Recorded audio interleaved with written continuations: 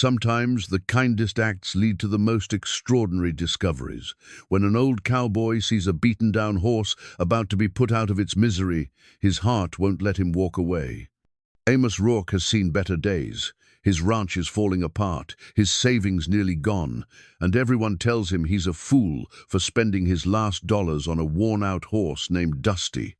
The other ranchers laugh behind his back, saying he's throwing good money after bad.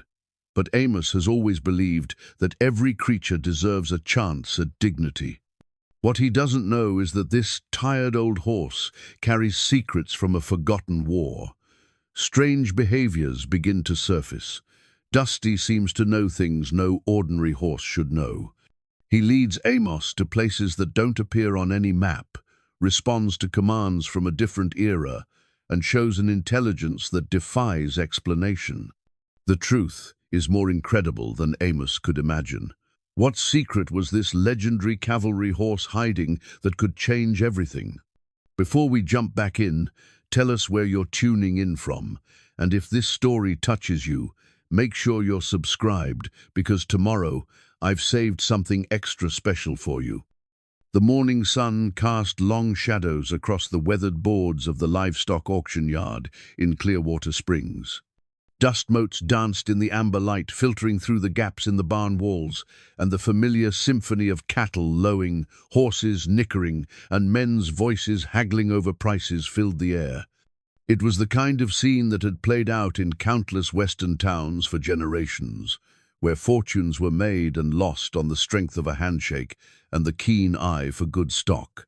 Amos Rourke stood at the edge of the crowd, his calloused hands wrapped around a tin cup of coffee that had grown cold an hour ago. At 67, he carried himself with the careful dignity of a man who had spent more years in the saddle than most folks had drawing breath. His face was a roadmap of hard-earned wisdom, etched with lines that spoke of long nights under starlit skies, bitter winters that tested a man's resolve, and summers so scorching they could break lesser souls. The Broken R Ranch had been in his family for 3 generations, carved out of unforgiving land by his grandfather's steady hands and stubborn will. Amos remembered the stories his father used to tell around the evening fire, tales of cattle drives that stretched for months, of neighbors who rode 30 miles to help with a barn raising, of winters so harsh that survival itself was victory enough. Those were the days when a man's word was his bond, when the land demanded respect and gave back only what was earned through sweat and sacrifice. Now, the ranch showed the wear of too many lean years and too few helping hands. The barn roof leaked in 3 places, the fencing was held together more by hope than wire, and the small herd he maintained barely covered the mounting bills. His wife Martha had passed 5 years ago, taking with her not just companionship, but also the steady income from her teaching position at the local schoolhouse.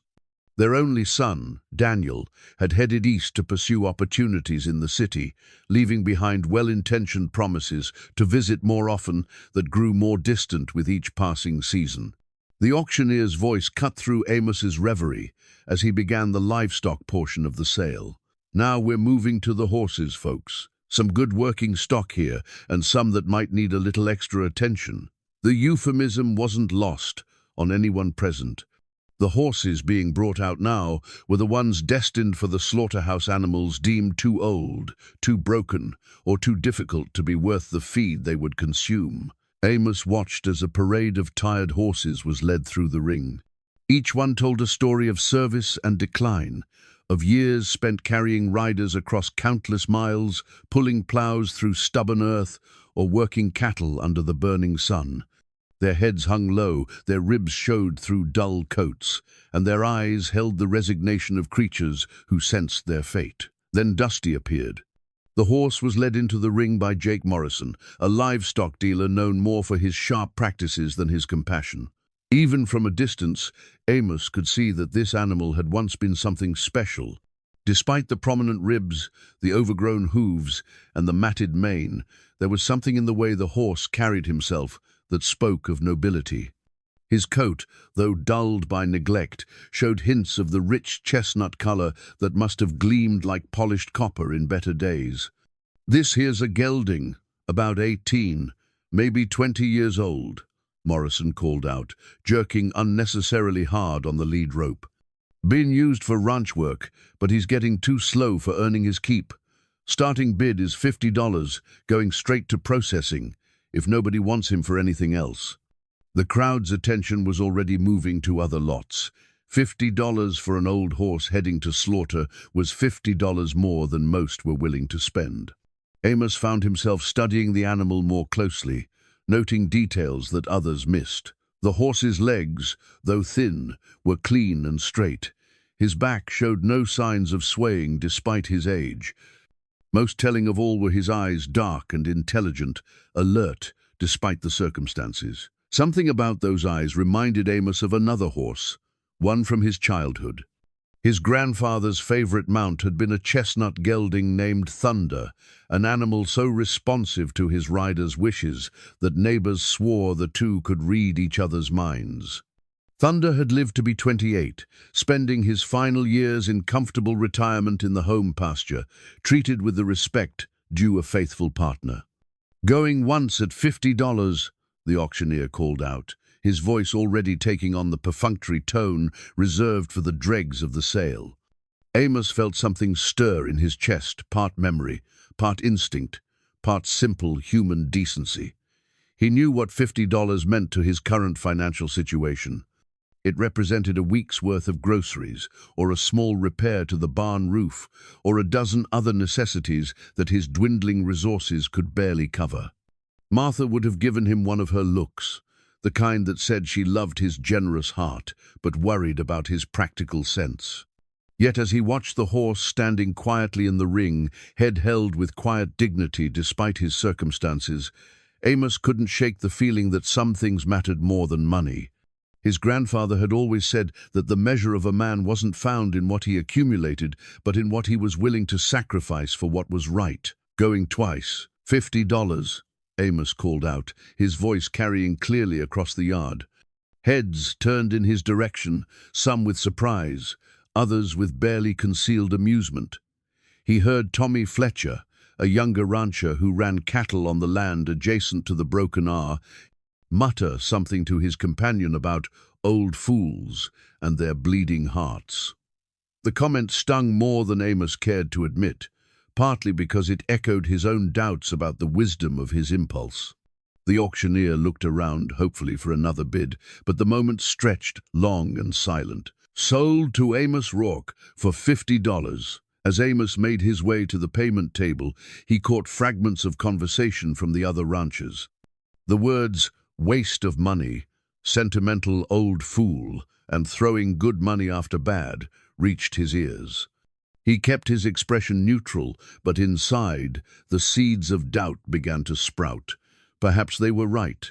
Perhaps he was letting his emotions override his judgment.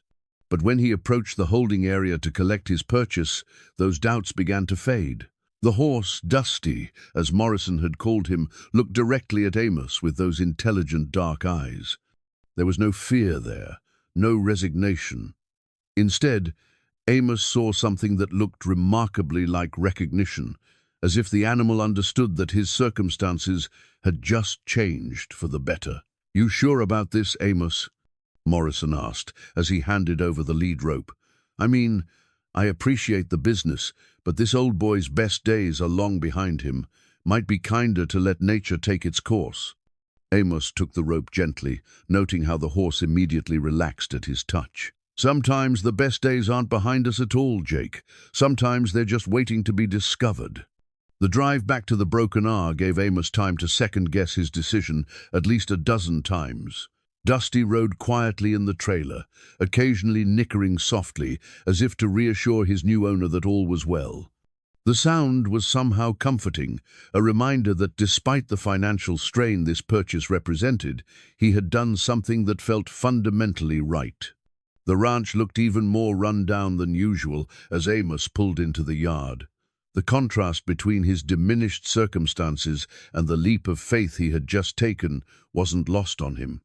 But as he led Dusty out of the trailer and into the old corral, he felt a spark of something he hadn't experienced in years, the sense that change, real change might be possible. The horse immediately began investigating his new surroundings, moving with more energy than his appearance at the auction had suggested. He examined the water trough, tested the hay in the feeder, and surveyed the pasture beyond the corral with obvious interest. For an animal that had seemed destined for the slaughterhouse just hours earlier, he showed remarkable curiosity about his new home. As evening settled over the ranch, Amos stood by the corral fence, watching his new acquisition settle in for the night. The decision still felt risky, maybe even foolish, but it also felt like the first positive step he had taken in a long time. Whatever came next, at least one creature would have a chance at dignity and peace in his final years. 3 days after bringing Dusty home, Amos discovered that his $50 investment might have been the wisest purchase of his life, though not for any reason he could have anticipated. The morning had begun typically enough. Amos rose before dawn, as had been his habit for more years than he cared to count, and made his way to the kitchen for coffee and the simple breakfast that had become his routine since Martha's passing. Through the window above the sink, he could see Dusty standing alert in the corral, head raised toward the eastern horizon, as if waiting for something. The horse had settled in remarkably well, showing none of the confusion or anxiety that typically marked rescued animals. He ate with good appetite, drank regularly, and moved around the corral with increasing confidence. The previous evening, Amos had spent an hour brushing the matted coat, revealing glints of the rich chestnut color that lay beneath the surface neglect. Under the gentle ministrations, Dusty had stood perfectly still, occasionally turning his head to watch Amos work, as if evaluating his new caretaker. After breakfast, Amos headed out to the corral with a bucket of grain and fresh hay. The morning air carried the crisp promise of autumn, and the first hints of color were beginning to show in the cottonwoods that lined the creek. It was the kind of morning that had always reminded him why he chose to stay on the land, despite the hardships and uncertainties. Dusty greeted him with a low nicker, moving toward the fence with more energy than he had shown at the auction. As Amos approached with the feed bucket, however, the horse did something unexpected. Instead of focusing on the grain, Dusty moved to a specific spot along the fence line and began pawing at the ground with his right forefoot. The action was deliberate, purposeful, unlike the random movements of an animal simply seeking attention. "What's got your interest there, old boy?" Amos murmured, setting down the bucket and moving closer to investigate. The horse continued pawing, creating a small depression in the hard-packed earth near the fence post. When Amos approached, Dusty stepped back slightly but kept his attention fixed on the spot, nickering softly as if trying to communicate something specific. Curiosity overriding his practical morning routine, Amos knelt down and began examining the area more closely. The ground seemed unremarkable at first glance, just the same mixture of clay and sand that characterized most of his property. But as he brushed away the loose dirt that Dusty's pawing had disturbed, his fingers encountered something that didn't belong. It was metal, partially buried and green with age. Working carefully, Amos managed to extract what appeared to be an old military button, tarnished with decades of exposure, but still showing the faint outline of an eagle and the letters U.S. The discovery was intriguing, but not necessarily significant. This part of Colorado had seen its share of military activity during the Indian Wars, and it wasn't uncommon for ranchers to turn up artifacts while working their land. What made the find remarkable was Dusty's behavior. The horse had moved back to the fence and was watching Amos's excavation with obvious interest, occasionally nodding his head as if in approval. When Amos held up the button for inspection, Dusty whinnied softly, a sound that seemed almost like acknowledgement. "How did you know this was here?" Amos asked, studying the horse with new interest. As if in response to the question, Dusty moved along the fence line to another spot, perhaps 20 feet away, and began the same deliberate pawing motion. This time, Amos didn't hesitate to investigate. Within minutes, he had uncovered a second item, a brass buckle, heavily tarnished, but bearing the distinctive crossed sabers insignia of the cavalry. The pattern repeated itself 4 more times over the next hour. Each location Dusty indicated yielded another artifact, a dented harmonica, a broken spur, a brass button from a civilian coat, and finally, most remarkably, a small leather pouch containing 3 silver coins dated 1876. By the time the sun had fully risen, Amos found himself sitting on an overturned bucket, staring at the collection of artifacts spread on a piece of canvas before him. The items told a story, though he couldn't yet decipher its full meaning. Military buttons and cavalry insignia suggested soldiers, possibly from the post-Civil War period, when the army was establishing its presence in the Western Territories. The civilian items indicated others had been present as well, perhaps travelers, traders, or settlers. But the most puzzling aspect of the entire morning wasn't the artifacts themselves. It was Dusty's uncanny ability to locate them. The horse had moved with purpose from spot to spot, never hesitating, never pawing randomly. It was as if he possessed some kind of map, some internal knowledge of where these items lay buried. Amos had spent his entire life around horses. He understood their intelligence, their ability to remember trails and landmarks, their sensitivity to their environment. But what Dusty had demonstrated went beyond normal equine behavior. This was something else entirely, a knowledge that seemed almost supernatural in its precision. As he pondered the implications, Amos remembered stories his grandfather used to tell about legendary horses of the Old West. Animals that had carried famous riders, participated in historic events, or demonstrated abilities that bordered on the mystical. Most folks dismissed such tales as frontier folklore, the kind of exaggerated stories that grew in the telling around campfires and saloon bars. But looking at the evidence before him, and at the horse who had revealed it, Amos began to wonder if some of those stories might have been based on truth. The discovery transformed his perspective on the $50 he had spent at the auction. What had seemed like an impulsive act of compassion now felt like destiny, as if some unseen force had guided him to that particular horse at that particular moment. The other ranchers might still consider him a fool for rescuing an old horse, but they hadn't witnessed what he had seen this morning. That evening, as Amos sat on his porch with a glass of whiskey and watched Dusty grazing peacefully in the pasture, he found his mind racing with questions. Where had these artifacts come from? Why were they buried on his property? And most intriguingly, how had Dusty known exactly where to find them? The horse's behavior suggested a connection to the items that went beyond coincidence. It was as if he had been present when they were buried, as if he remembered the exact locations from some previous time.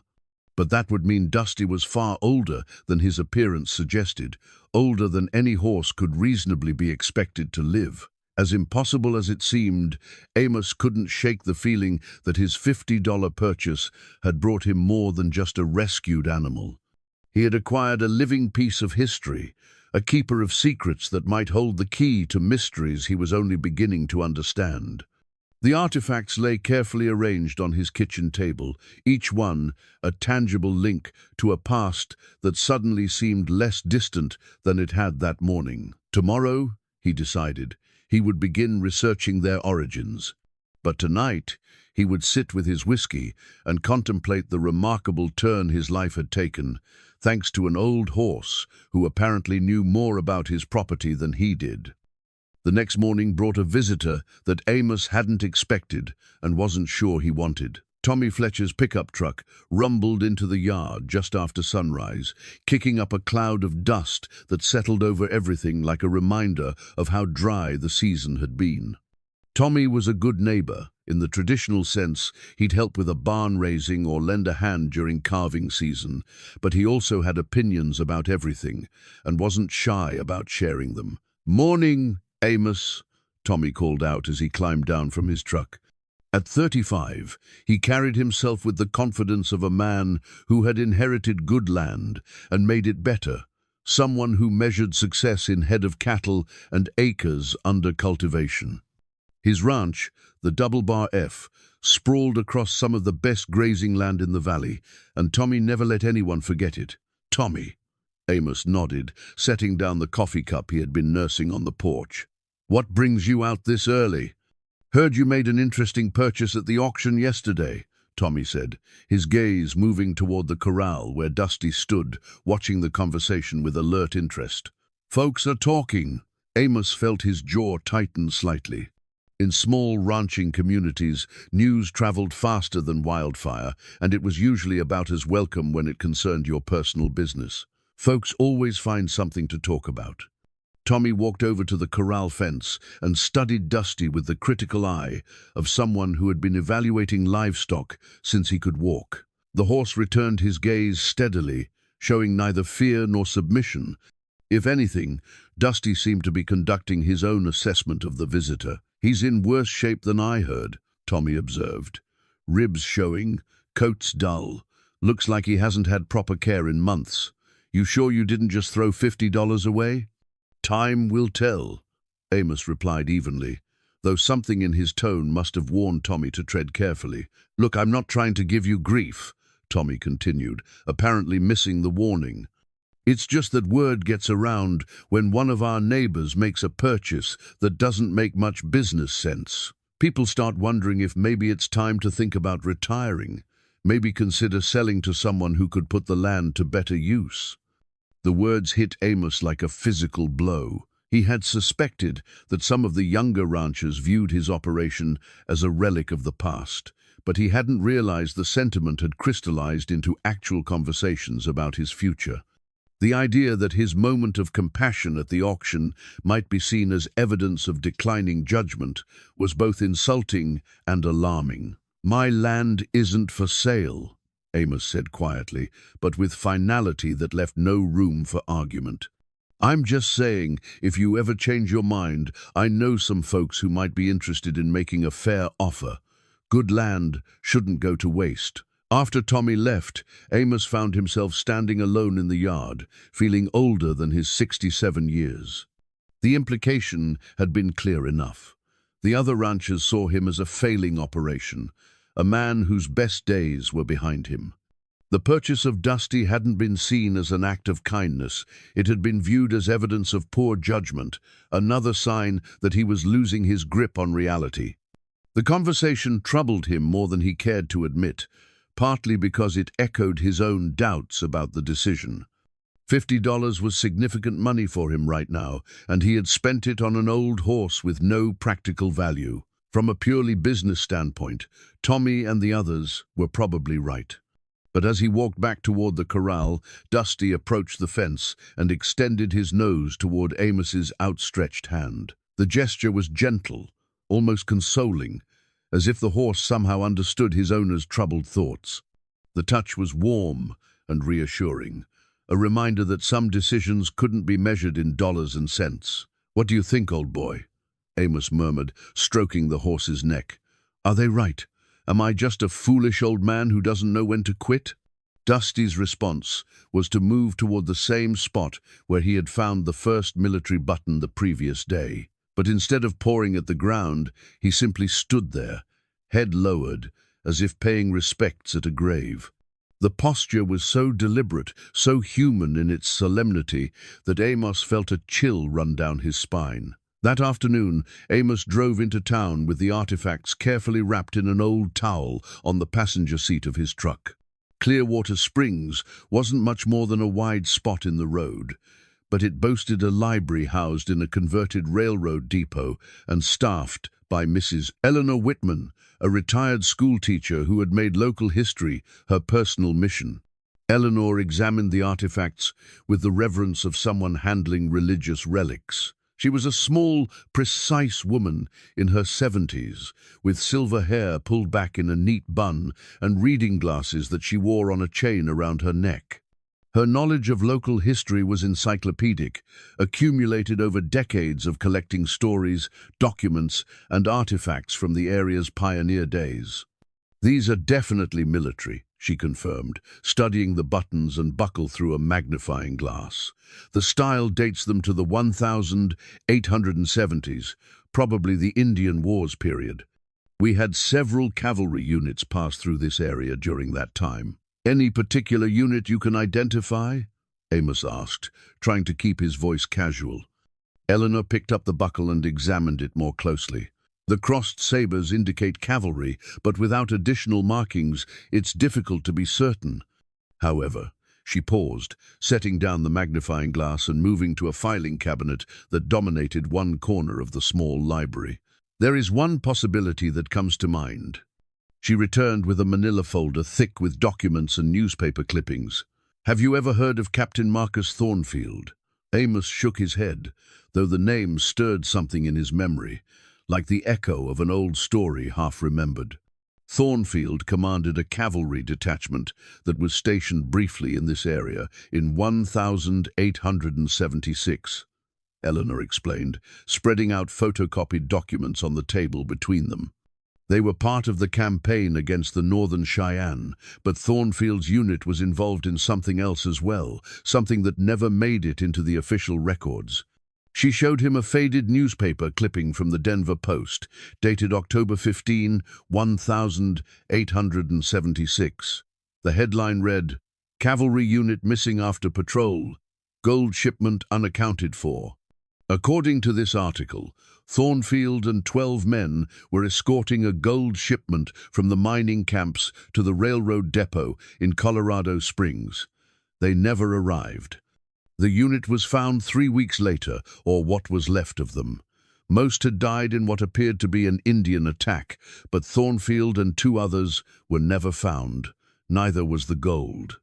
Amos studied the article, his pulse quickening as he read the details. The attack had occurred approximately 15 miles southeast of Clearwater Springs, in an area that would now be part of his ranch.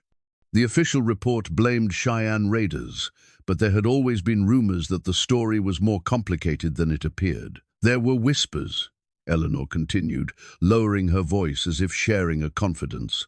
Some said Thornfield had been in communication with the Cheyenne, that he was trying to broker a peace agreement. Others claimed he had discovered evidence of corruption in the territorial government and was planning to expose it. The gold shipment was supposed to be payment for a land deal, but if the deal was fraudulent, she shrugged, leaving the implication hanging in the air. What happened to Captain Thornfield? Amos asked. Nobody knows for certain. He simply vanished. Some believed he was killed with his men, but his body was never recovered.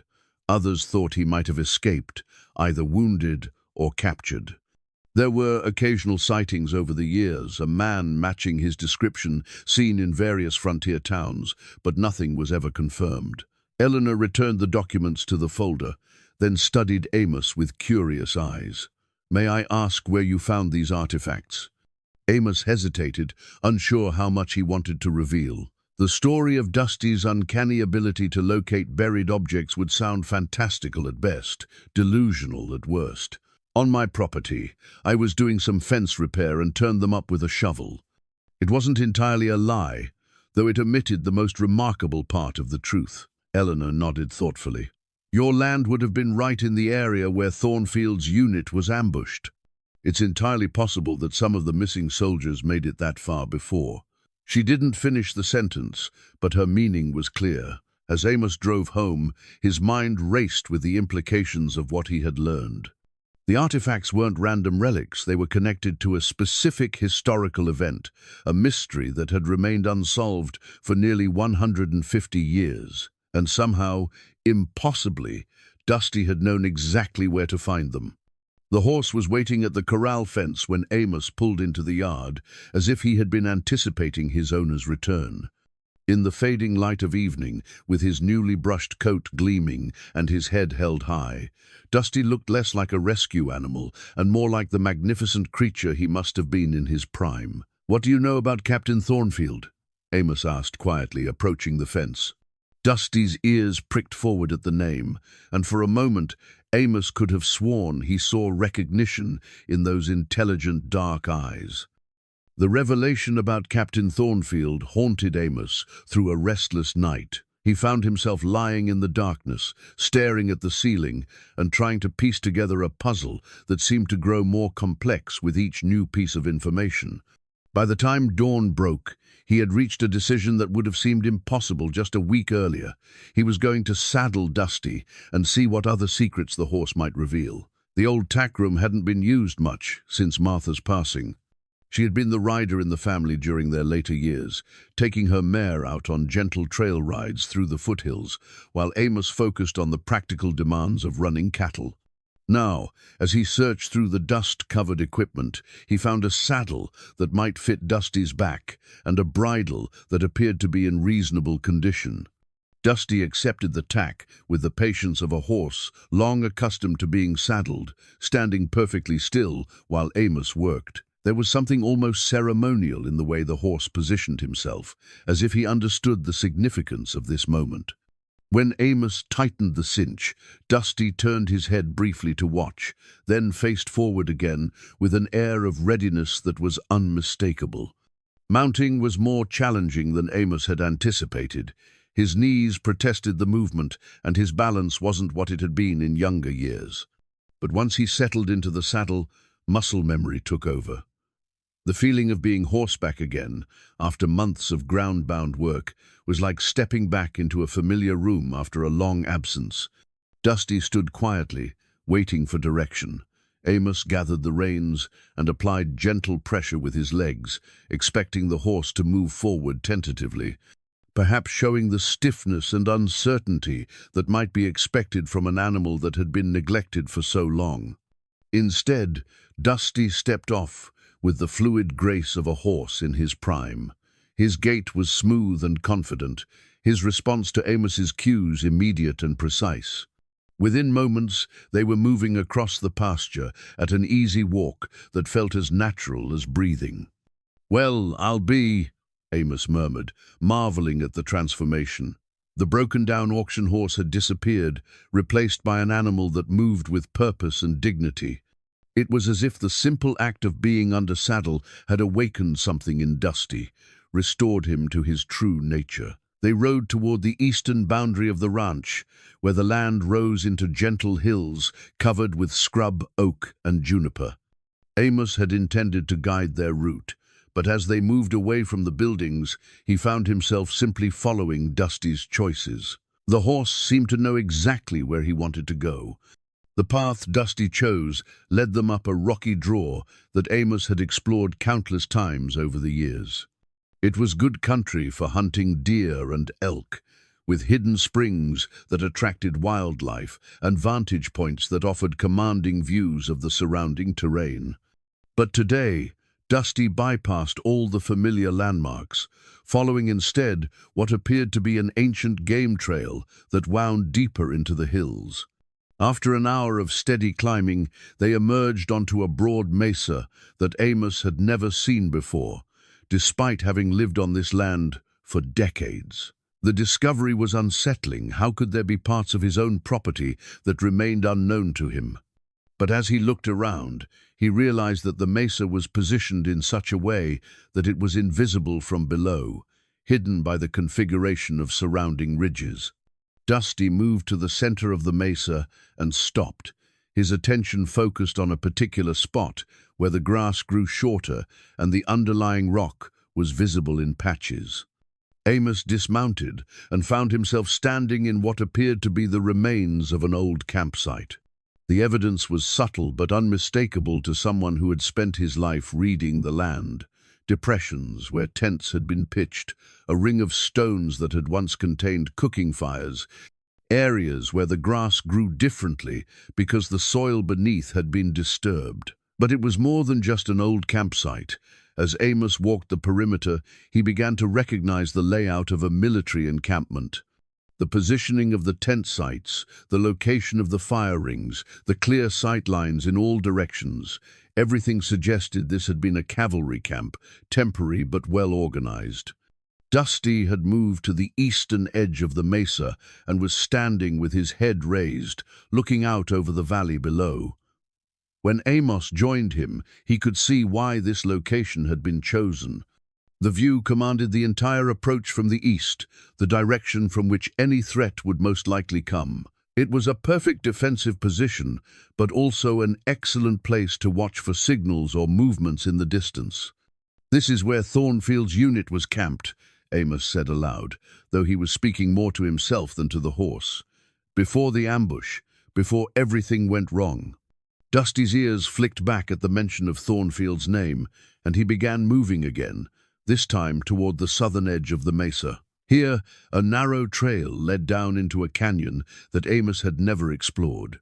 The path was treacherous, barely wide enough for a horse, and it wound between rock formations that created natural blind spots and ambush points.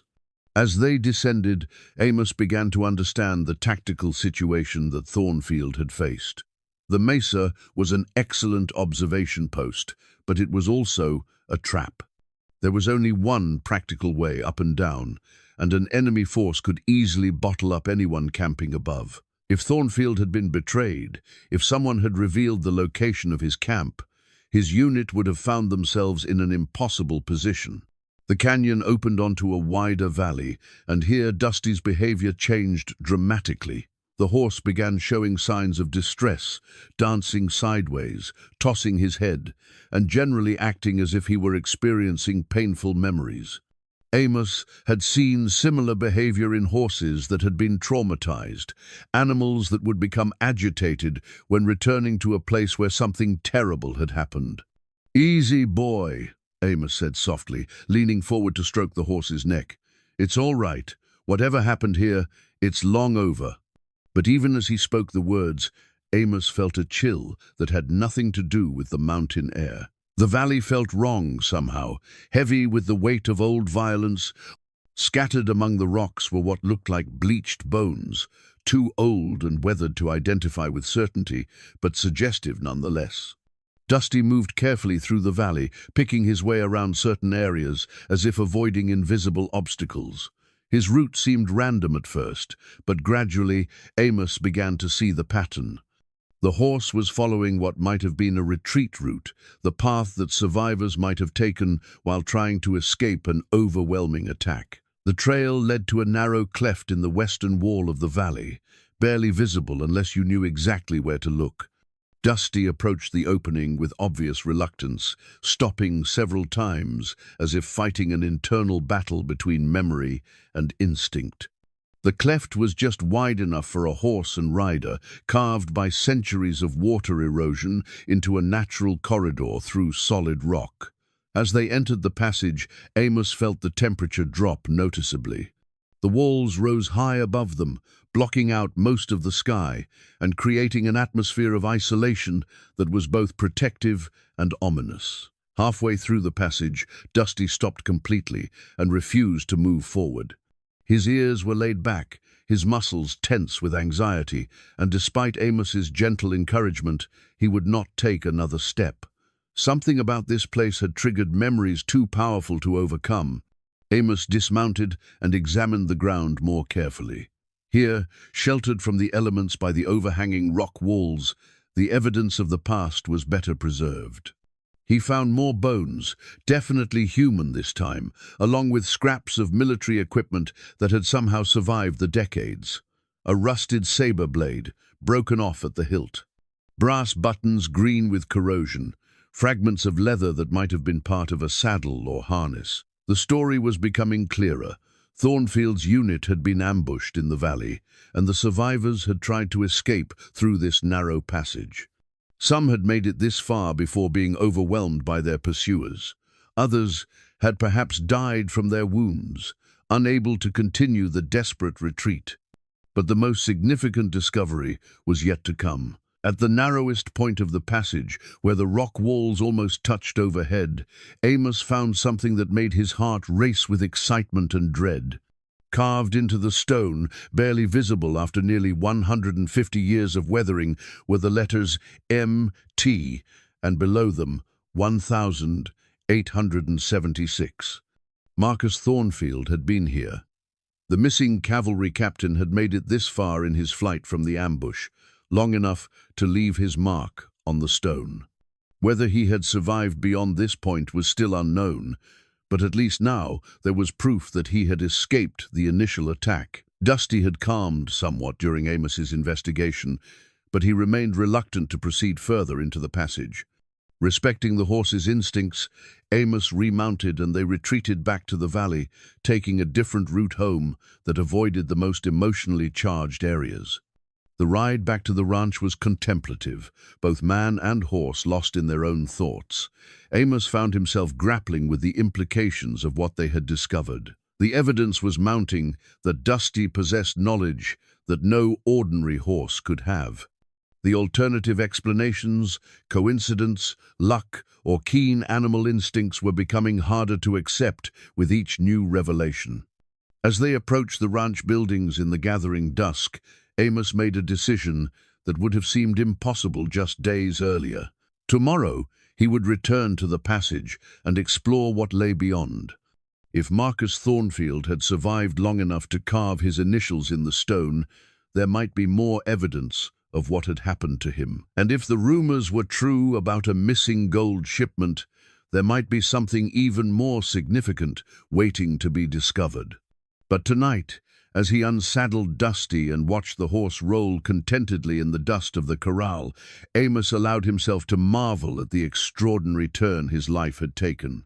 A week ago, he had been a struggling rancher, facing the possibility of losing his land. Now, he was the custodian of historical mysteries that could rewrite the known history of the region. The transformation wasn't lost on him. In trying to save an old horse, he had perhaps saved himself as well, finding purpose and adventure at a time when both had seemed forever beyond his reach. Whatever came next, Amos knew that his life would never be the same. The next morning brought an unexpected visitor who would complicate Amos's plans considerably. Dr. Sarah Chen pulled into the yard in a dust-covered Jeep Cherokee, followed by a second vehicle carrying 2 graduate students and what appeared to be a substantial amount of equipment. Amos watched from the porch as the small convoy parked near the corral, wondering what could possibly bring university people to his remote corner of the world. Dr. Chen emerged from the lead vehicle with the purposeful stride of someone accustomed to taking charge. She was a compact woman in her 40s, with graying black hair pulled back in a practical ponytail and the kind of weathered hands that spoke of extensive field work. Her clothing was functional rather than fashionable: hiking boots, canvas pants, and a field jacket with multiple pockets that bulged with various tools and instruments. "Mr. Rourke," she called out as she approached the porch. "I'm Dr. Sarah Chen from the University of Colorado's Department of Archaeology. I wonder if we could have a word."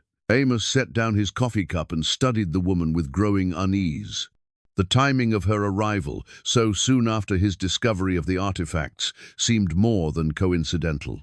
"What can I do for you, Dr. Chen? I understand you may have found some historical artifacts on your property," she said without preamble.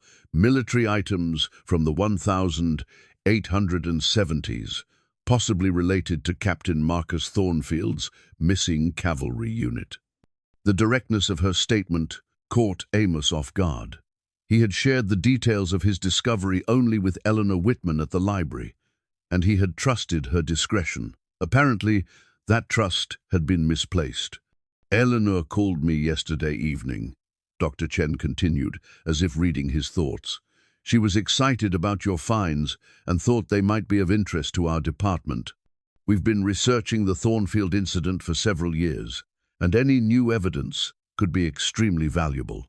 Amos felt a surge of irritation at Eleanor's presumption, but he kept his voice level. "I found a few old buttons and such. Nothing that would interest university folks, I wouldn't think." Dr. Chen smiled, but it didn't reach her eyes. "Mr. Rourke, I've been studying frontier military history for 15 years. The Thornfield case represents one of the most significant unsolved mysteries of the Indian Wars period. If you've found artifacts that can be definitively linked to his unit, they could provide crucial insights into what really happened during that ambush." She gestured toward her companions, who were now unloading equipment from their vehicle. "We'd like permission to conduct a preliminary survey of your property using ground-penetrating radar and metal detection equipment." Any significant finds would remain your property, of course, but we'd ask for the opportunity to study them and publish our findings. The request was reasonable on the surface, but Amos found himself reluctant to agree. The idea of strangers tramping across his land with sophisticated equipment, potentially uncovering secrets that he was only beginning to understand himself, didn't sit well with him. More importantly, he wasn't sure how Dusty would react to the presence of so many unfamiliar people, especially given the horse's obvious emotional connection to the historical events they were investigating. "I appreciate your interest, Dr. Chen, but I'm not sure I'm ready for that kind of disruption right now," Amos said carefully. "Maybe we could start smaller. Perhaps you could examine the items I've already found and see if they're really as significant as you think they might be." Dr. Chen's expression tightened slightly, the look of someone accustomed to getting her way but encountering unexpected resistance. "Of course, we'd be happy to authenticate your artifacts, but you have to understand, Mr. Rourke, time is a factor here. If word gets out about potential Thornfield-related discoveries, you might find yourself dealing with treasure hunters and amateur archaeologists who won't be nearly as respectful of your property rights." The implied threat was subtle but unmistakable. "Cooperate with us, or deal with people who might not ask permission." "Let me think about it," Amos said, rising from his chair with a finality that suggested the conversation was over. "I'll get back to you." After the academics departed, somewhat reluctantly, Amos found himself pacing the porch and wrestling with conflicting emotions. On one hand, Dr. Chen's expertise could help him understand the significance of what he had found. On the other hand, turning his property into an archaeological dig site would fundamentally change his relationship with the land and the mysteries it contained. Dusty seemed to share his unease. The horse had remained at the far end of the corral during the visitor's stay, watching the proceedings with obvious suspicion. Now, as Amos approached the fence, Dusty moved closer and nuzzled his shoulder in what felt like a gesture of support. "What do you think, old boy?" Amos murmured, stroking the horse's neck.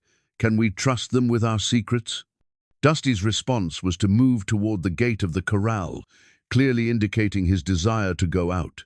Amos understood the message. There was more to discover before outsiders were brought into the picture. Within an hour, they were back on the trail toward the hidden mesa. This time, however, Amos had come better prepared.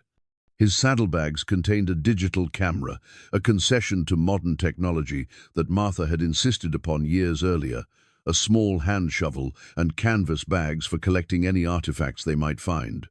The ride to the mesa passed without incident, and Dusty once again demonstrated his uncanny knowledge of the terrain by taking a more direct route than they had followed the previous day. When they reached the old cavalry campsite, however, the horse's behavior was different. Instead of moving immediately toward the canyon that led to the ambush site, Dusty began investigating the camp area itself more thoroughly. His attention was focused on a section of the mesa where the grass grew in an unusually regular pattern, as if something beneath the surface was affecting its growth. When Amos dismounted to investigate, he discovered what appeared to be the outline of a large rectangular depression, barely visible but detectable if you knew what to look for. Using the small shovel, Amos began carefully excavating the area. Within minutes, he had uncovered the corner of what appeared to be a wooden crate, preserved by the dry mountain air and protected by decades of accumulated soil and vegetation. The discovery sent his pulse racing. This wasn't just another random artifact, it was something substantial, something that had been deliberately buried and concealed. Working with growing excitement, Amos gradually exposed more of the crate, revealing military markings and stenciled letters that were still partially legible. The words U.S. Army were clearly visible, along with numbers that appeared to be inventory codes. But it was the additional marking, stenciled in smaller letters below the official designation, that made Amos's hands tremble as he brushed away the dirt. Payroll, capped. M. Thornfield. He sat back on his heels, staring at his discovery with a mixture of elation and trepidation. If this crate contained what the markings suggested, he had just uncovered evidence that could solve one of the great mysteries of the frontier period. But he had also potentially found something that other people might be willing to kill for. The gold shipment that had disappeared with Thornfield's unit had been worth a fortune in 1,876. In today's terms, adjusted for inflation and the current price of gold, it would be worth millions.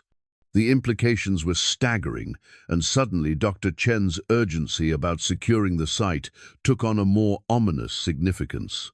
Dusty had moved to a position where he could watch the approaches to the mesa, his alertness suggesting that he understood the importance of maintaining secrecy. The horse's behavior reinforced Amos's growing certainty that they were being watched, that news of the initial discoveries had already spread beyond the academic community. As Amos carefully reburied the crate, marking its location for future reference but concealing it from casual observation, he found himself facing a decision that would define the rest of his life. He could contact Dr. Chen and turn the site over to official excavation, ensuring that the discoveries would be handled professionally, but losing control over the process and potentially the profits. Or he could continue investigating on his own, with Dusty's help, and try to uncover the full truth about what had happened to Captain Thornfield and his missing gold shipment. The choice was dangerous. If the wrong people learned about the buried payroll, Amos could find himself in serious trouble. But it was also potentially the opportunity of a lifetime, the chance to solve a historical mystery and secure his financial future in one extraordinary discovery. That evening, Amos sat at his kitchen table with the original artifacts spread before him, studying them under the harsh glare of the overhead light. The military buttons, the cavalry buckle, the tarnished harmonica, each piece told part of a story that was becoming more complex and dangerous with every revelation. The discovery of the buried payroll crate had transformed what had seemed like an interesting historical puzzle into something that could attract the wrong kind of attention. His contemplation was interrupted by the sound of a vehicle approaching the house. Through the window, he could see headlights turning into his driveway, moving slowly and deliberately. It was past 9 o'clock, well beyond the time when neighbors would make casual social calls. Amos quickly gathered the artifacts and placed them in a drawer, then moved to the window for a better view. The vehicle was a black SUV with tinted windows, the kind that suggested either government business or people who preferred to conduct their affairs away from public scrutiny. It parked near the porch, and Amos watched as two men emerged. Even in the darkness, their bearing and movements suggested military or law enforcement background, too straight, too alert, too conscious of their surroundings. The knock on the door was firm but not aggressive. When Amos opened it, he found himself facing two men in their 30s, both wearing casual clothing that somehow managed to look like uniforms. The taller of the two, a lean man with close-cropped hair and pale eyes, spoke first. "Mr. Rourke, my name is Agent Morrison, and this is Agent Rodriguez. We're with the Bureau of Land Management's Cultural Resources Division. We understand you may have made some archaeological discoveries on your property. The identification they showed appeared authentic, but something about their presence felt wrong to Amos. The BLM had jurisdiction over public lands, not private property, and their interest in his discoveries seemed premature, given that he had shared details with only a few people. "I'm not sure what you've heard," Amos said carefully, "but I haven't made any claims about archaeological discoveries. Found a few old buttons while doing fence work. That's all." Agent Rodriguez, a stockier man with intelligent dark eyes, smiled in a way that didn't reach his face. "Mr. Rourke, we know you've been in contact with Dr. Sarah Chen from the University of Colorado. We also know that you've made multiple trips to areas of your property that correspond to historical sites of federal interest. We'd like to discuss the possibility of cooperative investigation." The level of detail they possessed was alarming. If they knew about his rides with Dusty and his visits to the mesa, they had been conducting surveillance of his property. The realization sent a chill down Amos's spine. How long had they been watching? And what else did they know? "This is private property," Amos said, allowing some steel to enter his voice. "I don't believe the BLM has authority here without a warrant." "You're absolutely right," Morrison agreed smoothly. "We're not here in an enforcement capacity. We're hoping for voluntary cooperation. The sites you've been visiting have potential significance for our understanding of military operations during the Indian Wars. If artifacts or remains are present, they need to be handled according to federal guidelines." The conversation continued for another 10 minutes, with the agents alternating between veiled threats and offers of cooperation. They made it clear that they were aware of his financial situation and suggested that official recognition of archaeological significance on his property could lead to federal grants and tourism revenue. They also made it equally clear that attempting to exploit such discoveries privately could result in serious legal consequences. After they left, Amos found himself shaken by the encounter. The arrival of federal agents, so soon after Dr. Chen's visit, suggested that his discoveries had attracted attention at levels he hadn't anticipated. The story about the BLM's Cultural Resources Division was plausible, but something about the agent's manner and knowledge suggested a different kind of government interest. He spent a restless night considering his options, all of which seemed fraught with risk. By morning, he had reached a decision that surprised him with its clarity. He would continue his investigation, but more carefully and with better preparation for the dangers that lay ahead. The first step was to understand exactly what he was dealing with. After breakfast, Amos drove back to the library in Clearwater Springs, where Eleanor Whitman greeted him with obvious excitement. "Amos, I heard from Dr. Chen that you're going to cooperate with the university survey. How wonderful. This could put Clearwater Springs on the historical map."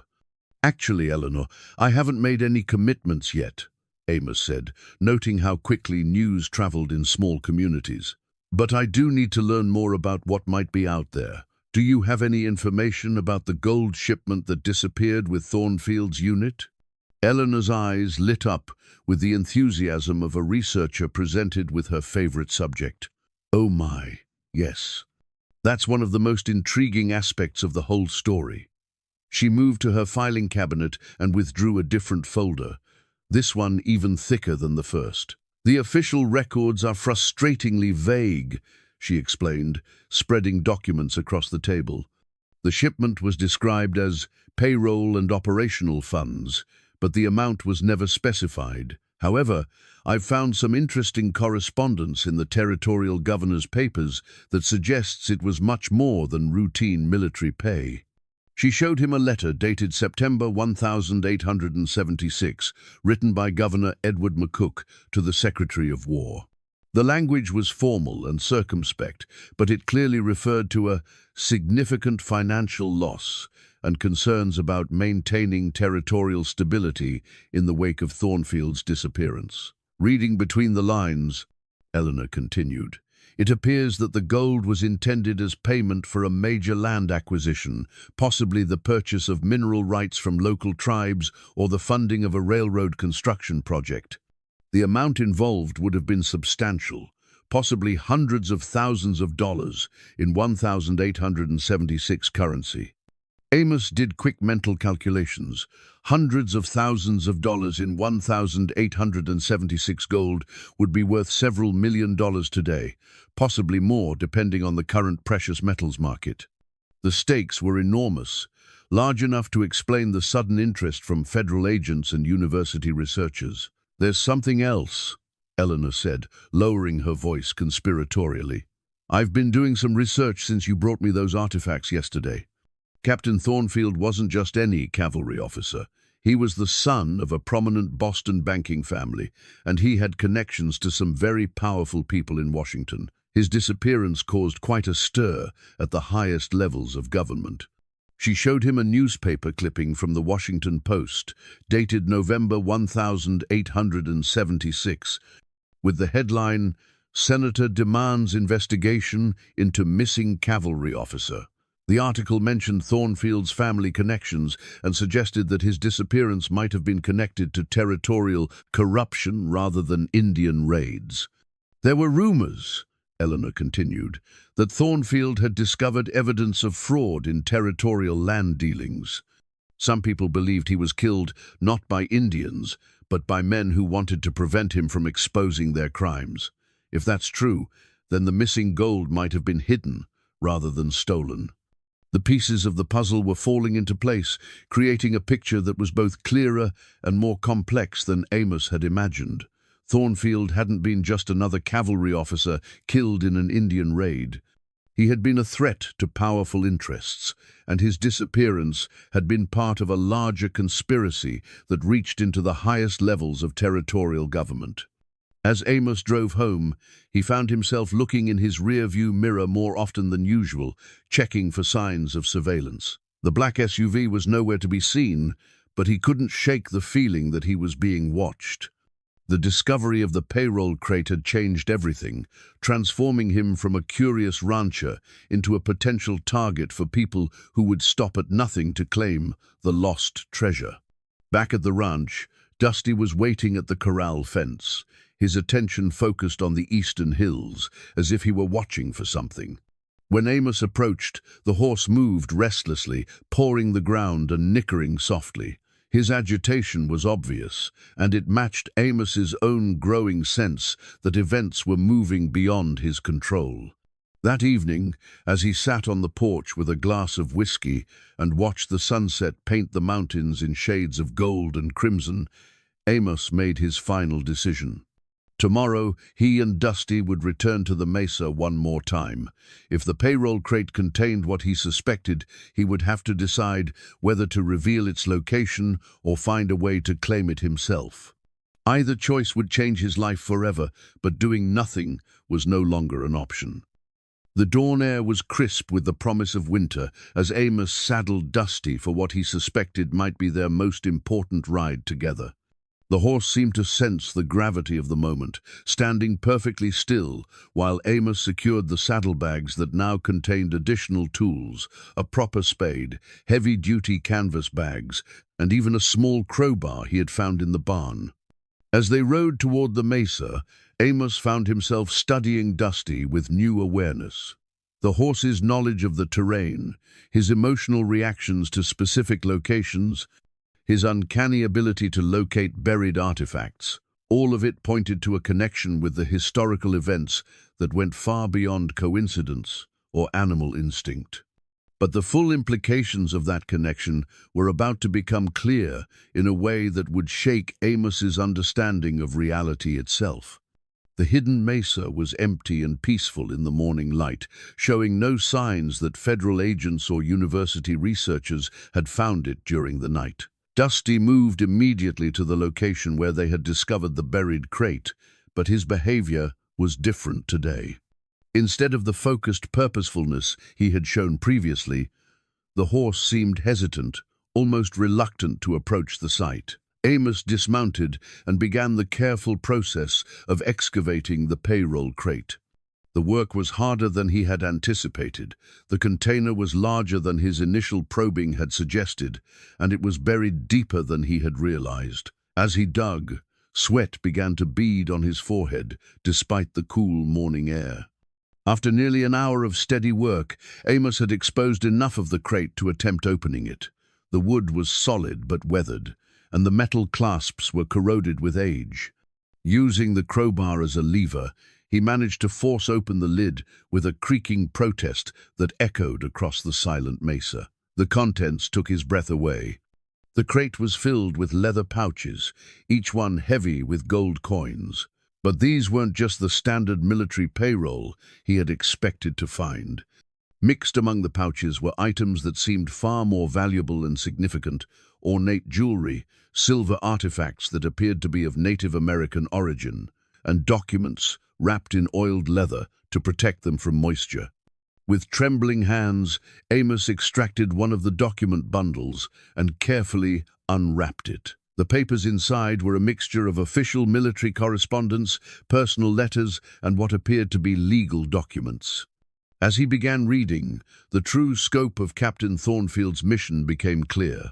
The gold hadn't been simple payroll money. It had been payment for a treaty negotiation, an attempt to purchase mineral rights to land that contained significant silver and copper deposits. But the treaty had been fraudulent from the beginning, designed to cheat the local tribes out of valuable resources while enriching territorial officials and their business partners. Captain Thornfield had discovered the fraud and was planning to expose it when he and his unit were ambushed. But the ambush hadn't been the work of hostile Indians. It had been carried out by men hired by the very officials Thornfield was preparing to accuse. One letter, written in Thornfield's own hand and dated just days before his disappearance, laid out the entire conspiracy in detail. Names, amounts, dates, everything needed to expose the corruption that had reached into the highest levels of territorial government. The letter was addressed to Senator Charles Sumner in Washington, a known advocate for honest dealings with Native American tribes. But the most shocking revelation was yet to come.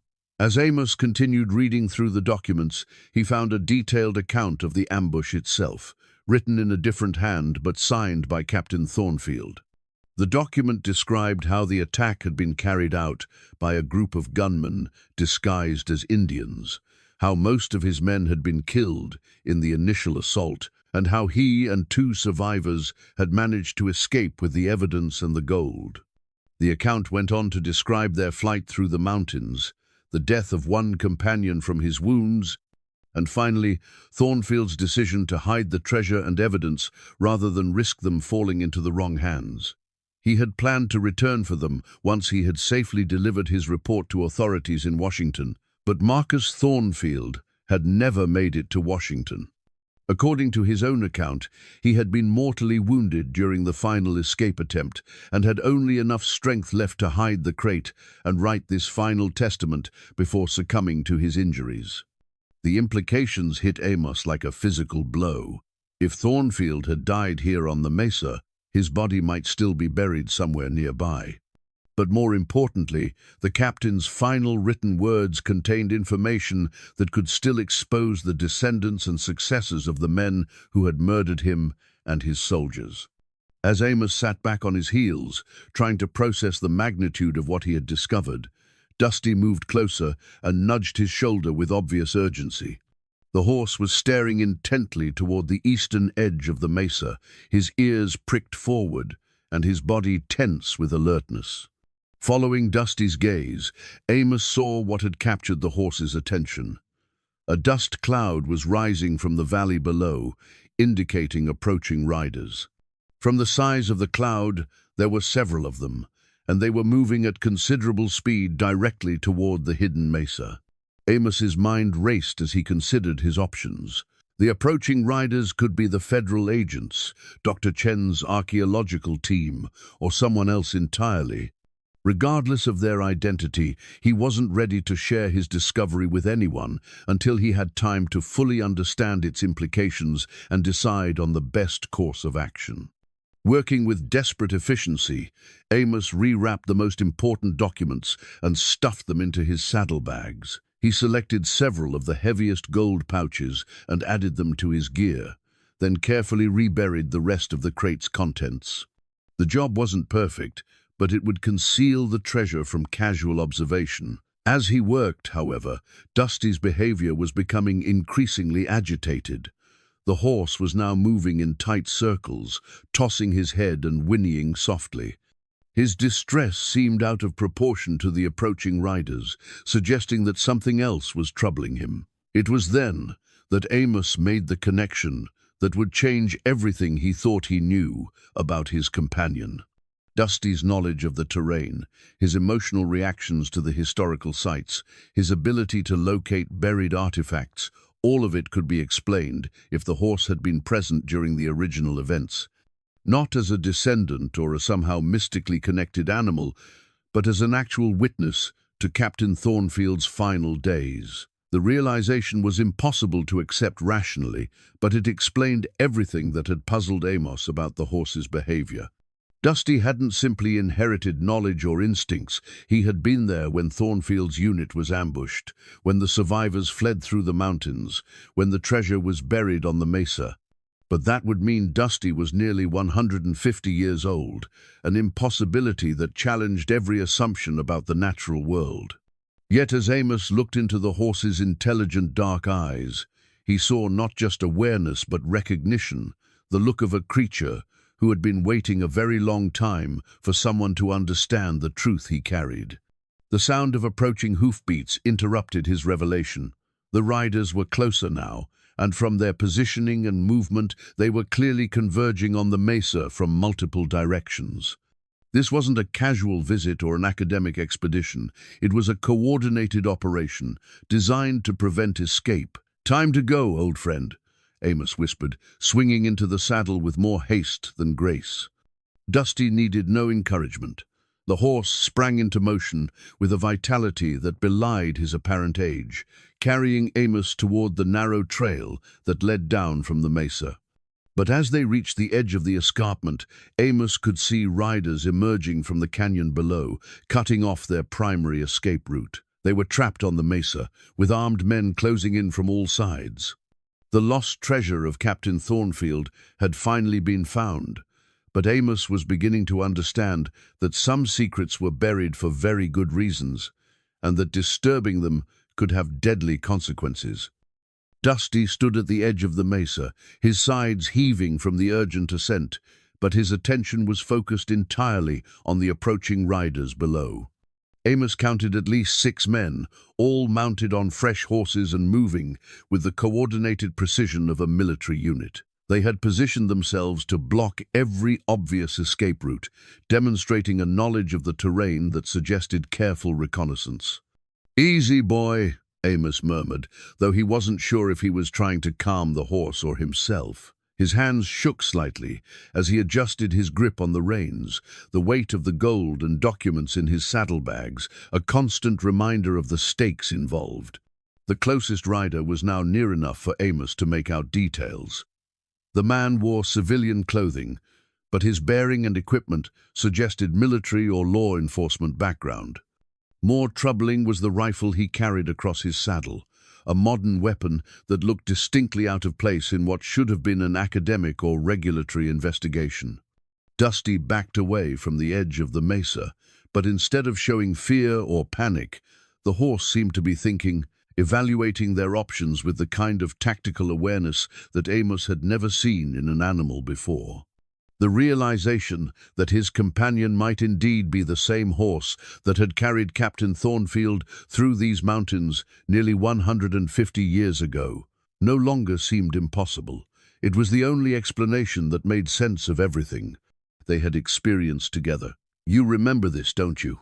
Amos said quietly. "You've been trapped up here before." Dusty's ears flicked back at the sound of his voice, then forward again, as the horse moved toward what appeared to be a dead end, the western face of the mesa, where sheer rock walls dropped into a canyon that looked impossibly deep and narrow. But as they approached the edge, Amos could see that the cliff face wasn't as smooth as it appeared from a distance. Erosion and geological activity had created a series of ledges and crevices that might, with great care and considerable luck, provide a way down. The sound of approaching hoofbeats was getting closer. The riders had reached the base of the mesa and were beginning to ascend the main trail. Amos estimated they had perhaps 10 minutes before the first men reached the top, and once that happened, their options would be reduced to surrender or a fight they couldn't win. Dusty moved to a specific point along the western edge, a place where the cliff face was broken by what might have been a rock slide or ancient water damage. The horse peered over the edge, then looked back at Amos with an expression that seemed to ask if he was ready to trust his life to a path that had been used successfully once before, under similar desperate circumstances. "This is how Thornfield got away, isn't it?" Amos said, studying the treacherous descent. "This is the route you took with him." The horse's response was to begin the descent, picking his way carefully among the loose rocks and narrow ledges with the confidence of someone who had traveled this path before. Amos leaned back in the saddle and tried to remember everything his grandfather had taught him about riding in difficult terrain. Trust your horse, keep your weight centered, and don't look down unless absolutely necessary. The descent was terrifying. The path, such as it was, switched back down the cliff face on ledges that seemed barely wide enough for a horse's hooves. Loose stones scattered into the void below, their echoing clatter a constant reminder of how far they would fall if Dusty made a single misstep. But the horse moved with sure-footed determination, navigating obstacles and choosing routes with the precision of long experience. Halfway down the cliff, they paused on a wider ledge, while Dusty evaluated the next section of the descent. From this vantage point, Amos could see their pursuers reaching the top of the mesa. The men were spreading out, clearly searching for signs of where he and Dusty had gone. It would take them time to find the hidden trail, but not much time. And once they did, the descent would be much easier for men on foot than for a horse and rider. As they resumed the dangerous climb down, Amos found himself thinking about Captain Thornfield's final journey. The wounded cavalry officer had made this same descent, probably at night and under fire, carrying evidence that could have exposed a conspiracy reaching into the highest levels of government. He had successfully hidden the treasure and documents, but he had paid for that success with his life. Now, nearly 150 years later, the same conspiracy seemed to be reaching out to claim what Thornfield had died, protecting. The federal agents, if that's what they really were, had appeared too quickly and with too much knowledge to be legitimate researchers. Someone had been watching, waiting for the treasure to be discovered, and now they were moving to claim it. The final section of the descent brought them to the floor of a narrow canyon that Amos had never explored before. The walls rose high on both sides, creating a natural corridor that was invisible from the mesa above. Water had carved this passage over millennia, creating smooth stone surfaces and deep pools that reflected the sky like mirrors. Dusty moved confidently through the canyon, following what appeared to be an ancient game trail. But as they progressed deeper into the passage, Amos began to notice something disturbing. Scattered among the rocks were human bones, bleached white by decades of exposure. These weren't ancient remains, they were too well preserved, too modern in their configuration. The horse paused beside one particular collection of bones, and Amos dismounted for a closer look. The remains included fragments of what had once been military-style clothing, along with personal items that suggested a violent death. A tarnished watch, a broken compass, and most tellingly, a brass button identical to those he had found on his property. This was where Captain Thornfield had made his final stand. Wounded and exhausted, he had reached the end of his flight in this hidden canyon. The bones told the story of his last moments, a solitary figure defending himself against overwhelming odds, buying time for Dusty to escape and carry forward the knowledge of where the treasure was hidden. But the horse hadn't escaped permanently. He had returned again and again over the decades, waiting for someone who could understand what he was trying to communicate. The other horses at the auction, the neglect and abuse he had endured, all of it was part of a long journey that had finally led him back to Amos and to this moment of reckoning. The sound of voices echoing from the canyon walls interrupted Amos's revelations. Their pursuers had found the trail and were beginning the descent. The voices were closer than he had expected, suggesting that some of the men had rappelling equipment and were making faster progress down the cliff face. Dusty immediately began moving again, following the canyon as it curved toward the west. The passage was growing narrower, and Amos could see daylight ahead, where it opened onto a wider valley. But the horse's urgency suggested that simply reaching the valley wouldn't be enough. They needed to reach something specific, some destination that would provide safety or at least a strategic advantage. As they emerged from the canyon, Amos found himself looking across a landscape he had never seen before, despite having lived in this area his entire life. The valley was broad and green, fed by springs that created a small creek running through its center. Ancient cottonwoods provided shade and shelter, and the grass was thick and rich. It was the kind of hidden paradise that early settlers had dreamed of finding, a place where a man could build a life far from the troubles of the outside world. But it was also clearly inhabited. Smoke was rising from what appeared to be a well-concealed cabin, and as they approached, Amos could see gardens and corrals that indicated a permanent settlement. Someone was living in this hidden valley, someone who had managed to remain invisible to the outside world for reasons that were probably similar to his own current situation.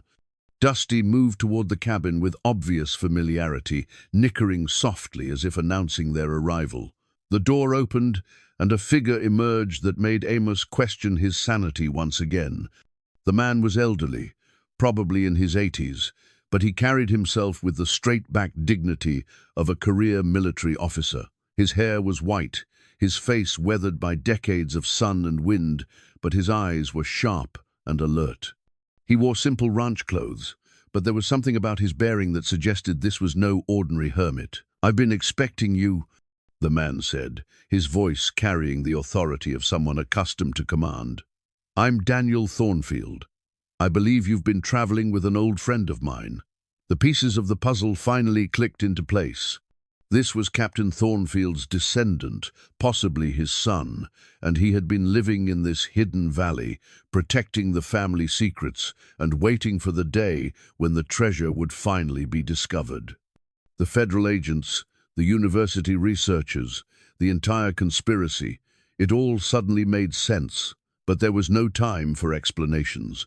The sound of pursuit was getting closer, and the final confrontation was about to begin. Whatever happened next would determine not just the fate of the lost treasure, but the lives of everyone who had become entangled in its deadly legacy. Daniel Thornfield moved with the efficiency of a man who had spent decades preparing for this moment. Without waiting for explanations or introductions, he began issuing instructions with military precision. "Get your horse into the corral behind the cabin," he said, already moving toward what appeared to be a carefully concealed weapons cache. "They'll be here in minutes, and we need to be ready." Amos dismounted and led Dusty toward the indicated corral, his mind reeling from the rapid succession of revelations. The hidden valley, the elderly man who claimed to be Thornfield's descendant, the approaching danger, it all felt like stepping into someone else's nightmare. As he settled Dusty into the corral, Amos noticed that the horse's agitation had calmed considerably. The animal seemed to recognize this place, moving with the comfort of someone returning to familiar territory after a long absence. The corral itself was old but well maintained, and there were clear signs that horses had been kept here regularly. "He remembers, doesn't he?" Daniel called out, emerging from the cabin with an armload of rifles and ammunition. "Dusty spent nearly 2 years here with me after my father's death. I was just a boy then, but I understood that the horse was special, that he carried memories that needed to be preserved." The casual confirmation of what Amos had suspected hit him like a physical blow. Dusty really was the same horse that had carried Captain Thornfield through his final mission. The animal had somehow lived for nearly 150 years, carrying the secret of the hidden treasure and waiting for the right moment to reveal it. "How is that possible?" Amos asked, accepting one of the rifles Daniel handed him. "I've had decades to wonder about that myself," Daniel replied, checking the action on his weapon with practiced ease. "My father wrote about it in his journals, how Dusty seemed to understand things that no normal horse should understand, how he lived far longer than any animal had a right to. The old Cheyenne had stories about spirit horses, animals that carried the souls of warriors and could live as long as their mission remained unfulfilled." The sound of approaching riders interrupted their conversation. Daniel moved to a window and peered through carefully concealed gun slits. 6 men, well-armed, moving in tactical formation. These aren't federal agents or university researchers. These are professionals. Amos positioned himself at another window, his hands trembling slightly as he gripped the rifle. He had been in combat before, during his service in Vietnam, but that had been more than 40 years ago. The skills were still there, buried under decades of peaceful ranch life, but he wasn't sure how quickly he could access them under pressure. "Who are they?" he asked, studying the approaching riders through his sight. "Descendants of the same corrupt officials who killed my father," Daniel replied grimly. "The conspiracy didn't die with the territorial government. It evolved, adapted, found new ways to profit from the resources that my father died trying to protect. They've been watching for any sign that the treasure might be discovered, and when it was, they moved to claim it." The lead rider had dismounted and was approaching the cabin on foot, his rifle held in a ready position. He was a lean man in his 40s, with the kind of hard face that suggested a career built on violence. When he spoke, his voice carried clearly across the valley. "Mr. Rourke, we know you're in there. We also know you've found something that doesn't belong to you. Come out now, with whatever you took from the mesa, and nobody has to get hurt." Daniel's response was to work the action on his rifle, the metallic sound echoing loudly in the quiet cabin. "My father tried negotiating with men like these," he said quietly. "It didn't work out well for him." The confrontation that followed was brief but intense. The attackers had expected to face an elderly rancher who would surrender without a fight. Instead, they found themselves pinned down by accurate rifle fire from two men who knew both the terrain and the stakes involved. Amos discovered that his old military training was still accessible when needed. The muscle memory of combat shooting came back quickly, and his first shot took the lead attacker's hat off, a clear warning that escalation would be costly. Daniel's shooting was even more precise, disabling two horses and forcing their riders to seek cover behind rocks and trees. The siege continued for nearly an hour, with neither side able to gain a decisive advantage. The attackers had superior numbers and equipment, but the defenders had better position and motivation. More importantly, they had Dusty. The horse had been watching the battle from the corral with obvious intelligence and growing agitation. As the afternoon wore on and the attackers began to probe for weaknesses in the cabin's defenses, Dusty began doing something that defied rational explanation.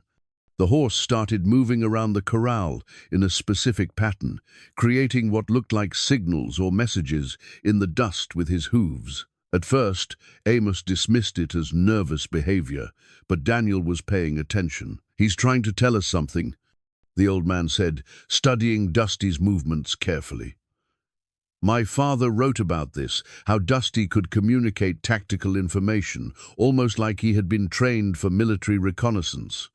As if responding to Daniel's recognition, Dusty moved to the edge of the corral closest to the cabin and began pawing at the ground in a pattern that resembled a map. The message was becoming clear. There was another way out of the valley, a hidden route that the attackers hadn't discovered. The escape route that Dusty indicated led through what appeared to be solid rock at the back of the valley. But as Daniel and Amos approached the cliff face during a lull in the shooting, they discovered a narrow cleft concealed by carefully positioned boulders. The opening was barely visible unless you knew exactly where to look, and it was wide enough for a horse and rider to pass through single file. "My father's final gift," Daniel murmured, running his hands over stones that had clearly been moved by human effort rather than natural forces. He spent his last weeks preparing this escape route, just in case someone ever came looking for what he had hidden. The plan they developed was desperate but feasible. Daniel would remain at the cabin, maintaining suppressing fire to keep the attackers pinned down and unaware that their quarry was escaping. Amos would take Dusty and the precious documents through the hidden passage, following the route to wherever it led. Once he was safely away, Daniel would attempt his own escape, using the superior knowledge of local terrain that came from a lifetime of living in the hidden valley. "Where does the passage lead?" Amos asked, loading the saddlebags with the most critical documents and several pouches of gold coins. "I've never followed it all the way," Daniel admitted, "but my father's journal mentions that it connects to the old railroad grade, about 5 miles from here.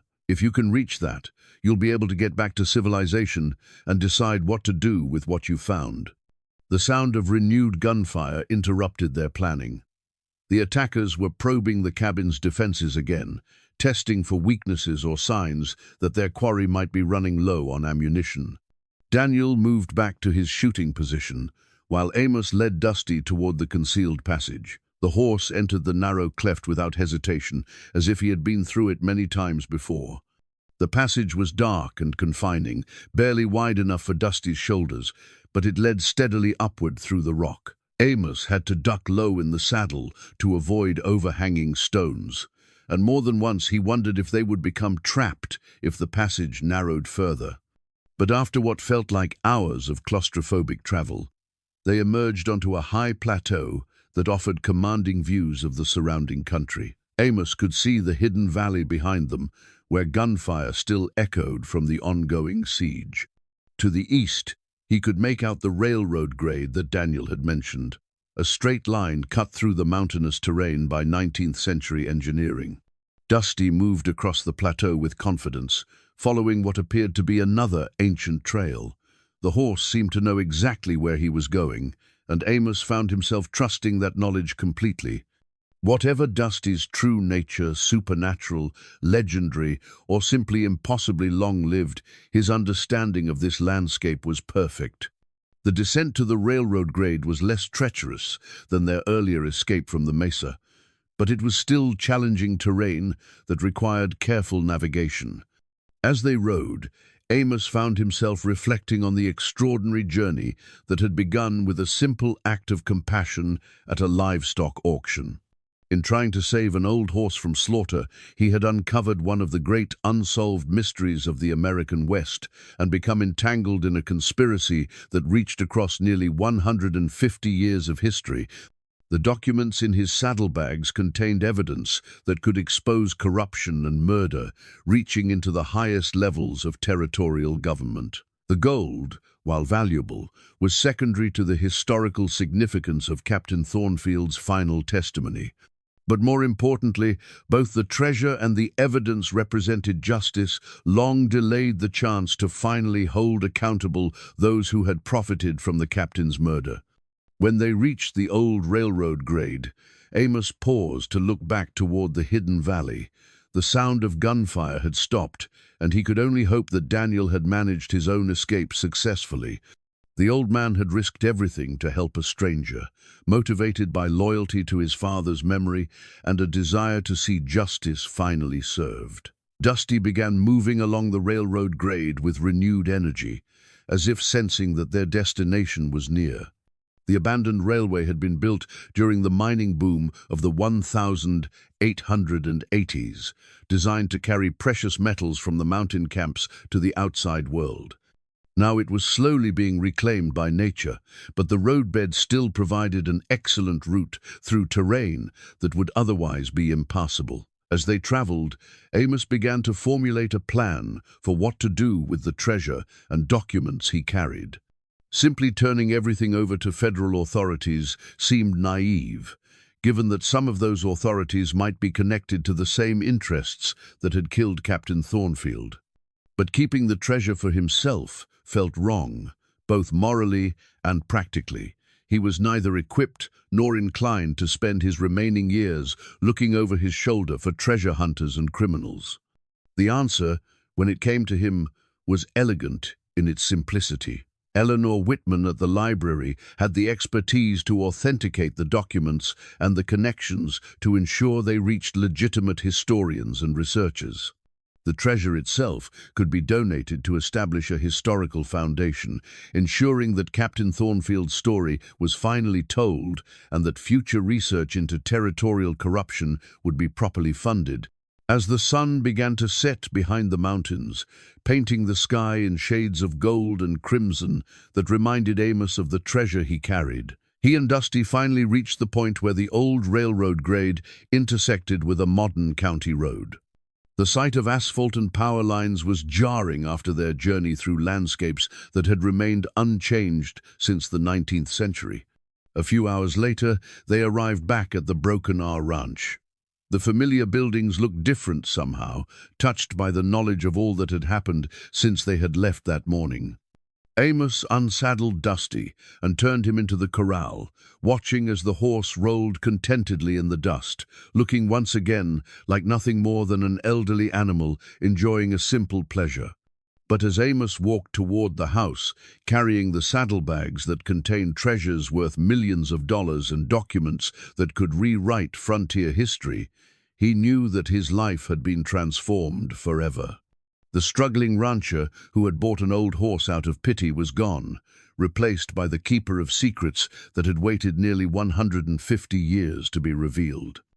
6 months later, Amos sat on his porch in the early morning light, reading the front page of the Denver Post with a mixture of satisfaction and amazement.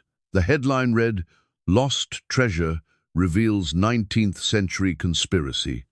Documents expose territorial corruption." Below, it was a photograph of Eleanor Whitman standing beside a display case containing some of the artifacts they had discovered, her face beaming with the joy of a historian whose greatest dreams had come true. The story had captured national attention, not just for the treasure itself, but for the remarkable tale of how it had been discovered. The press had been fascinated by the account of an elderly rancher and his mysterious horse, uncovering evidence that had eluded researchers for nearly 150 years. Several television producers had already approached Amos about telling the story, but he had politely declined all offers. Some stories, he felt, were too important to be turned into entertainment.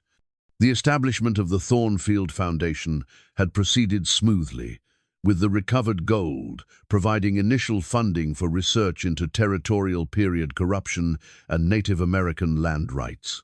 The Foundation's first major project was a comprehensive study of fraudulent treaties and land deals throughout the American West, work that was already revealing patterns of exploitation that had been hidden for generations. Daniel Thornfield had survived the confrontation at the Hidden Valley, escaping through yet another secret route that his father had prepared decades earlier. He had emerged 3 days later at a small town 50 miles away, where he contacted federal authorities who were legitimate, not the impersonators who had been pursuing the treasure. The subsequent investigation had led to arrests and indictments, though Amos suspected that some of the conspiracy's modern beneficiaries had managed to escape justice by covering their tracks more carefully than their predecessors. The physical transformation of the Broken R Ranch was remarkable but not ostentatious. The leaked roof had been repaired, the fencing replaced, and the small herd expanded to a size that made the operation financially viable again. But Amos had been careful not to make changes that would attract unwanted attention or speculation about sudden wealth. To casual observers, he was simply a rancher who had experienced a modest improvement in his circumstances. The most significant change was harder to quantify, but impossible to miss. Amos carried himself with renewed purpose, the bearing of a man who had discovered that his best days were not behind him, but had been waiting to be claimed. The isolation and decline that had characterized his life since Martha's death had been replaced by engagement with the wider world and a sense that he still had important contributions to make. Dusty grazed peacefully in the pasture beyond the corral, looking every bit the contented elderly horse that he appeared to be. Visitors often asked about him, particularly after the story of their partnership had become public knowledge. Amos always smiled and spoke of the remarkable intelligence and intuition that some horses possessed, never revealing the full truth of what he suspected about his companion's true nature and impossible longevity. The horse had earned his rest, Amos felt. Whatever supernatural forces or ancient mysteries had kept Dusty alive for nearly 150 years, whatever mission had driven him to preserve the memory of Captain Thornfield's sacrifice, it had finally been fulfilled. The truth had been revealed, justice had been served as much as was possible after so many years, and the treasure had been used to honor the memory of those who had died protecting it. On quiet evenings, Amos sometimes sat by the corral fence and spoke to Dusty about their adventures, sharing his thoughts about the strange turns that life could take and the unexpected ways that kindness could be rewarded. The horse would often approach the fence during these conversations, as if listening and understanding every word. Whether Dusty truly comprehended human speech, whether he possessed memories that spanned centuries, or whether he was simply a very intelligent animal with an unusual gift for reading human emotions, Amos would never know for certain. But he was grateful every day for the decision to spend his last $50 on a horse that others had considered worthless. The story of Captain Marcus Thornfield and his loyal mount had become legend, inspiring books and documentaries and academic research that would continue for years to come. But for Amos Rourke, the real treasure had been simpler and more profound than gold or historical significance. It had been the discovery that compassion could lead to adventure, that kindness could be rewarded in ways beyond imagination, and that sometimes the most important journeys began with the smallest acts of human decency. As he finished his coffee and prepared to begin another day on the Broken Arrow Ranch, Amos reflected on how much his life had changed since that morning at the livestock auction.